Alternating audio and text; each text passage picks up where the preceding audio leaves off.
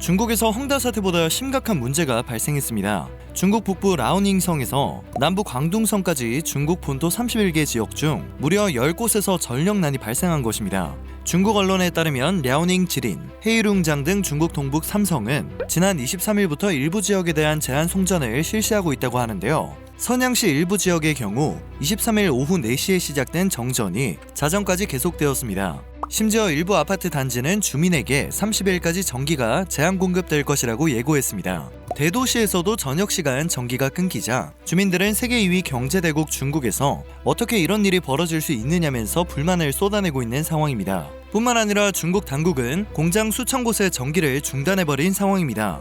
장수성에 위치한 철강기업 대표는 정부 지시에 따라 지난 11월부터 최소 30일까지 공장 가동을 중단하게 됐다며 20년간 철강업을 해왔지만 하루 몇 시간씩 공장을 멈추는 게 아니라 아예 한 달 가까이 생산을 멈춘 것은 이번이 처음이라고 설명하며 당혹스러움을 감추지 못했습니다. 장수성 장저강에 있는 포스코 스테인리스강 생산라인 일부도 이 명령에 따라 지난 17일부터 가동이 중단된 상태이며 빨라야 다음 달 초에 가동이 재개될 전망입니다.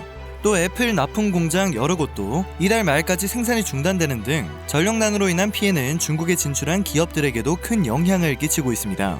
공장의 조업 중단을 넘어 대규모 정전 사태는 길거리의 가로등과 신호등마저 꺼지게 했고 해당 지역에서는 교통사고가 잇따르고 있을 정도인데요. 지역 언론은 전력난으로 인한 간헐적 정전이 무려 내년 3월까지 지속될 것이라고 전망했습니다. 커뮤니티와 SNS를 통해서는 깜깜해진 중국 지역의 거리 상황을 담은 동영상이 공유되었고 영상 속 중국인들은 급히 양초를 구입하고 있었습니다. 영상에 대한 해외 반응은 생각보다 뜨거웠는데요. 각국 네티즌들은 중국의 전력난은 현재 제조를 지옥으로 만들고 있습니다. 중국과 중국인은 중국이 아닌 국가의 실패가 그들 자신의 민족적 우월성 세계관을 뒷받침한다고 믿는다. 텍사스 정전을 축하한 대가가 아닐까? 중국은 독일의 홍수를 기뻐했고 텍사스의 정전을 축하했습니다. 중국의 전력난이 하나도 안타깝게 느껴지지 않는 이유입니다. 호주가 코로나 발원지 보고서를 요구한 후 호주 석탄을 거부한 결과가 아닐까 싶다. 정전은 원래 중국의 특성이다 라는 반응을 보이고 있었습니다. 이번 전력난의 원인은 올 들어 발전용 석탄 가격이 급등해 일부 화력발전소가 가동을 멈춘 것입니다. 전력의 소비는 매년 늘어가고 있는데 석탄 가격은 상승하고 재고는 부족해지면서 일부 석탄 화력 발전소가 가동을 중단했기 때문이죠.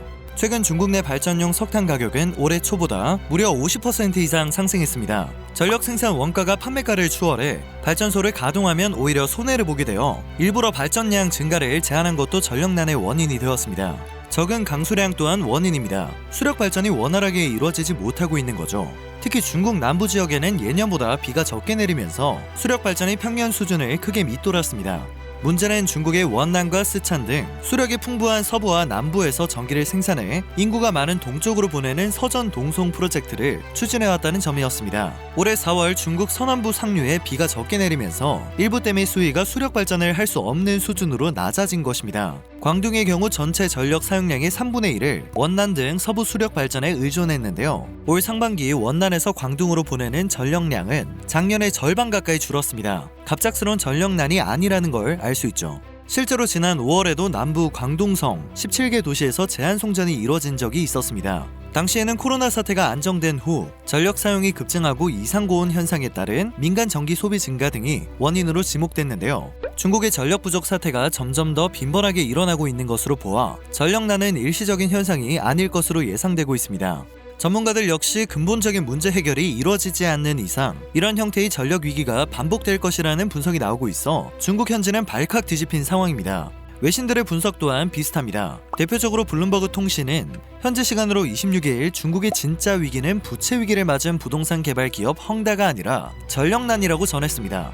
중국이 동부 해안 지역에 원자력 발전소를 집중 건설하고 있긴 하지만 이 발전소들이 전력을 본격 생산하기 전까지는 당분간 전력난이 반복될 것이라는 전망도 많습니다.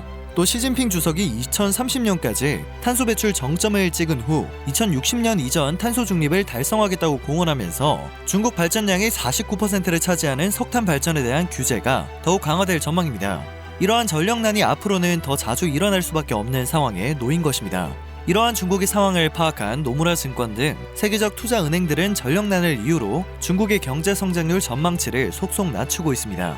전력난이 생각보다 훨씬 심각한 문제로 대두되자 중국 네티즌들은 나름의 해결책을 제안하고 있는데요. 석탄을 더 많이 수입해서 발전소를 늘려야 한다는 1차원적인 의견이 많았습니다. 하지만 아무리 땅이 넓다고 한들 우후죽순으로 발전소를 늘리는 것은 환경적인 부분에서 많은 문제를 일으키게 됩니다. 또 수많은 발전소를 어디에 지을 것인지, 이후 발전소를 어떻게 활용할 수 있을지에 대해서도 고민을 해봐야 하는 부분인데요. 여기에서 한국 서울화력발전소의 사례가 주목을 받고 있습니다. 중국도 한국처럼 활용을 하는 방법을 쓰면 좋을 것 같다는 의견이 나오고 있는 거죠. 발전소는 한번 들어서기가 어렵지, 일단 들어서고 나면 완전히 문을 닫기가 쉽지 않은 시설입니다. 그러나 한국은 발전시설이 있던 자리를 지역 주민에게 돌려주고 있습니다. 대표적인 시설은 중부발전이 운영하는 서울화력발전소인데요. 서울시 마포구 도심 한복판에 있었다는 점은 특히나 놀라운 부분입니다. 서울의 도심에 있었다는 사실에서 짐작하듯 서울화력의 역사는 꽤 깊습니다. 1930년에 건설된 1만 킬로와트급 발전기로 가동을 시작한 국내 최초의 화력발전소의 주인공이 바로 서울화력의 전신인데요. 당시에는 경성 전기 주식회사가 발전소의 주인이었습니다. 국내 최초의 화력발전소라는 수식어가 따라붙는 이 발전소는 1960년대 후반까지 당일리 발전소라고 불렸고, 서울시내 전력 공급이라는 막중한 임무를 수행했습니다. 역사가 오래된 만큼 서울화력에선 낡은 발전소를 허물고 새 발전소를 짓는 일을 거듭했는데요. 이러한 역사를 거쳐 새로운 발전소로 가장 최근에 모습을 드러낸 것은 지난해였습니다. 새롭게 태어난 서울화력발전소는 한 기에 37만 킬로와트의 전력을 생산하는 발전기 2개로 구성됐고, LNG를 연료로 하는 복합화력 방식인데요. 이 과정에서 발생하는 열을 여의도와 동부 이촌동 등 발전소 주변 지역 10만 세대에 난방열로 공급을 합니다. 그리고 중국이 주목하는 한국의 아이디어는 바로 발전시설 대부분을 땅 아래로 감췄다는 점이었습니다. 대신 지상 공간을 공원으로 꾸미고 주차장을 개방하는 등 시민들이 이용할 수 있게 한 것이죠. 지난 7월 1일엔 발전소와 주택가 사이를 가로막았던 담장을 허물기도 했습니다.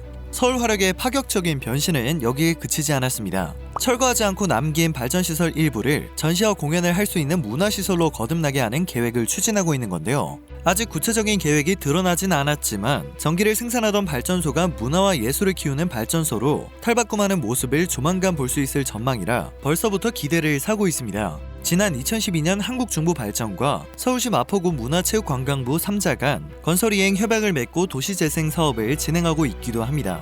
아무래도 발전소 건설은 발전사와 지역민 사이에 늘 첨예한 문제가 될 수밖에 없는 부분입니다. 소음과 미세먼지 등 환경 문제가 뒤따르는 탓인데요. 서울화력은 주민 친화형 접근으로 효과를 거두며 지역사회와 큰 충돌 없이 복합발전소 건설에 성공할 수 있었습니다. 돌리면 무조건 적자를 보는 중국 발전소의 문제를 당장 해결하긴 어려워 보이는데요. 중국은 현재 전체 전력의 70%를 화력 발전에 의존하고 있습니다. 그 화력에서 석탄의 비중은 90%에 달하는데요.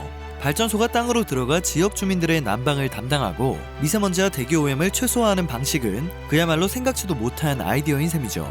부동산 그룹의 파산 위기와 호주 때리기로 부메랑처럼 돌아온 대규모 전력난에 맞은 중국. 21세기 발전소는 이런 모습이다라는 걸 제대로 보여준 사례가 아닌가 싶습니다. 오늘 전해드릴 소식은 여기까지입니다. 영상이 정보가 되셨다면 그것만으로도 감사드립니다. 늘 새롭고 유익한 뉴스를 전하는 로버튜브 되겠습니다.